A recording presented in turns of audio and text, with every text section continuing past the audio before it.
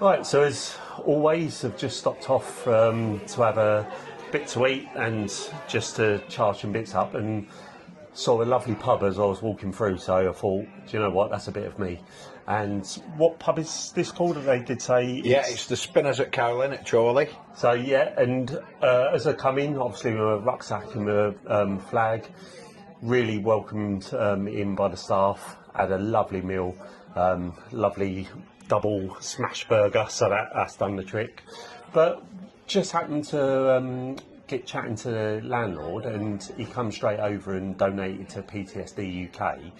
And just let you introduce yourself first of all. What was your name? Sorry? Yeah, my name is Glenn Hutchinson. Okay, and so I just wanted to. I know we were speaking off camera and just talking about the pub industry, and as I said to you, I was speaking to other landlords and stuff. But I thought it was really interesting when we got into that conversation about actually the other side of it. So you were saying about the regulation of looking at alcohol, and obviously you can control it in here because it's all done in measures. Yeah. So then people with suffering mental health PTSD, they're obviously more and more going to the supermarkets. One, because it's cheaper, but there's no regulation there, is there? No. And yeah, so just touch on that a little bit. What you were saying.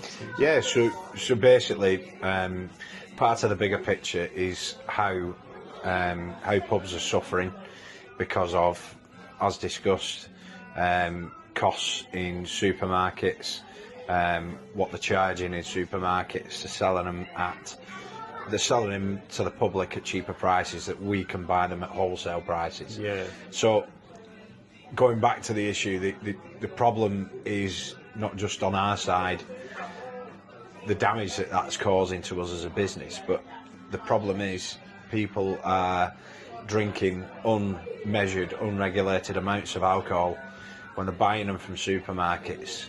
And as I mentioned to you earlier on, somebody can go to the supermarket and spend 24 quid on a bottle of spirits and two bottles of pop. They can come to the pub and spend 24 quid on 2 bottles of wine, or 2 glasses of wine and 2 beers. Yeah. They come, they'll have a chat in a pub, but them amounts of alcohol are regulated, they're measured, and people understand, they've only got so much to spend. I get that, I understand that. But when they come in a pub, they're in a safe environment, they're in an environment where they can come and chat, they can talk, they can communicate. And I know that you sound like, obviously without mentioning names, but you've had experience through other people and stuff like with PTSD and other mental health issues, and there is a big link of, obviously we say that there's pub environment's great because there's a safe environment, you've got the staff keeping an eye on things, it's all measured. But as we know that some people, unfortunately, they use alcohol, same as like they do drugs or stuff like that to dampen the stuff that's going on in their head. And the only trouble is when that gets to the extreme, at home or wherever they are, that it's just them to keep an eye on themselves. Yeah. Whereas in a pub, I'm sure you've had it loads of times, but you've had some people in here, they're letting off steam, they're doing that, but you're always in control because then you're keeping an eye on their welfare and going, actually, you've had enough now, or whatever it is. Yeah. When they have had enough, we can say to them, look, come on, that's it, it's home time now, we'll get you home. And they go home, and don't get me wrong, there are incidents where people sometimes will go too far, but more often than not, is there enough work done to investigate and understand why consumption of alcohol from supermarkets and bigger places against effects of PTSD and anger management and other such, there isn't enough done, but we have open and honest links to show that is causing problems, causing massive problems. And so I was speaking to a couple the other day, and this is around the pub industry and stuff like that. Yes, you've got the other extreme where people come out and they get smashed, and it's all that.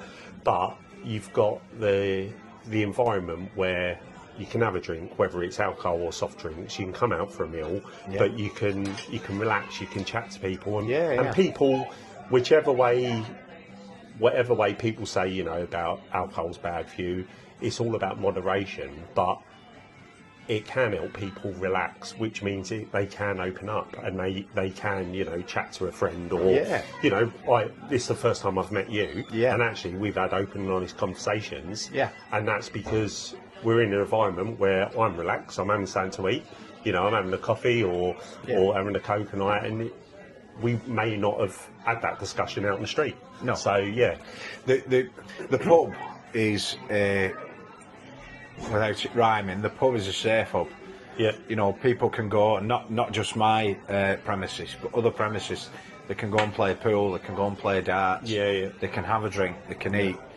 You know, if it's just sort of wet led rather than food led, or it does both like we do, they are environments where people can come and have a chat, feel a bit more relaxed, and know that they've got somebody to talk to, because that's ultimately that's what we are here for. We're always here to be able to be spoken to, you know. And I think it's just that moderation, because what I don't want to do is promote you know, everyone with mental health or PT. Alcohol's the answer, because we know it's not. No. But it is just that I don't want to be the person that says, actually, because you've got stuff going on in your head, because you've got any sort of mental health or PTSD or complex PTSD, that actually this environment isn't the answer, because I believe that in a safe mixture, and as long as it's in moderation, it's about that community, and that's what we're missing. It's that I said to one of the pubs that I was in the other day, and I said, whichever way you look at it, whatever side of the argument it is, we've lost that community aspect. Certainly. And especially around, you know, pubs, and we know that the pub trade and any sort of hospitality is being hit hard at the moment. And we was talking about, you know, it's costing more to buy stuff in, you're competing with supermarkets and stuff like that, but it's that community base that we're losing, and especially as now, you know, men tend to open up a bit more when they're in an environment where they feel relaxed and they're comfortable, where they can, and you know, this whoever the government may be, or if it stays the same, this is something that urgently needs addressing. When somebody can go to a supermarket and buy 60 bottles of beer for 25 quid on a normal day, then them 60 bottles of beer are in their house at home. They can drink them unregulated and think that it's okay because it's cheap. It's all right to just keep drinking. But what they don't realise is what damage that is doing to people. Nobody should be able to go to the supermarkets and buy uncontrolled amounts of alcohol. And buying 60 bottles of beer for £25 or £26 is absolutely absurd. It's ridiculous. And when that's a good point. You wouldn't have someone coming in here and have 60 pints, would you? It's as a landlord responsible. If we were selling the bottles of beer at 50p or 50 odd p like the supermarket is, when somebody had 5 or 6 bottles or 10 bottles, that is enough. That's you know, that's plenty. That's ample. And when they're drinking spirits, if you know, so I've had my times of I used alcohol to dampen my own stuff, and you know, got into that dark place. But if I was to come into a pub and I was like, right, I'm going to be on vodka, let's just say, and I would say to the bar staff, vodka, I know that at a push I can ask for a double. You know, might even be a triple, but I know that they're not just going to constantly give me triple after triple after triple. No. And so it is that measured responsibility, and also I don't know if it's the right word, but the safe environment is knowing that rather than being at home, like we've said, where you're just knocking back bottle after bottle, actually here you have got that safety net of someone keeping an eye on you, and whether that's being, look, you've had enough for now, you know, let's get you a taxi, or let's call you home. So it's, and that's the thing, you know, we sell alcohols in units of 25ml. A double is 50ml, but a double we won't sell it anymore. Somebody asked us for a triple, we won't sell a triple. We will only sell a double. It's like wine, we only sell in units of 125, 175 or 250. Yeah. 500 ml is a pint. Yeah. But we won't sell somebody a pint of wine. No, of course. No. Because it's not a safe amount No, of alcohol no, to no. consume at once. Yeah. But yet you can go in a supermarket and buy 1 litre of spirits Yes. or Yeah. 60 bottles of beer. Yeah. What if that person consumes that, and what damage does it do to them? A, mentally. Yeah. B, internally to the liver. Yeah. You know, consistent abuse. Yeah. And C, to the economy, because Yeah.